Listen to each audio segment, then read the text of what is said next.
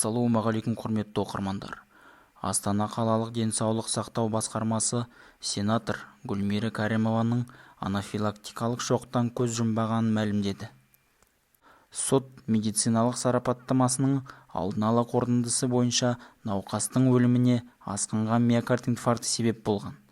Анафилактикалық шок расталған жоқ. Сонымен қатар жедел жәрдемнің дер кезінде 5 минутта жеткенін қосып өткіміз келеді. Бұған қарамастан тиісті шаралар қабылданды, бірақ нәтиже бермеді. Жақындары мен туыстарына қайғыра көңіл айтамыз, делінген хабарламада. Еске салайық, Гүлмира Кәрімованың көз жұмғаны туралы 27 қаңтарда белгілі болды. Орталық сайлау комиссиясы 25 қаңтарда Кәрімованың сенатор ретінде тіркеген.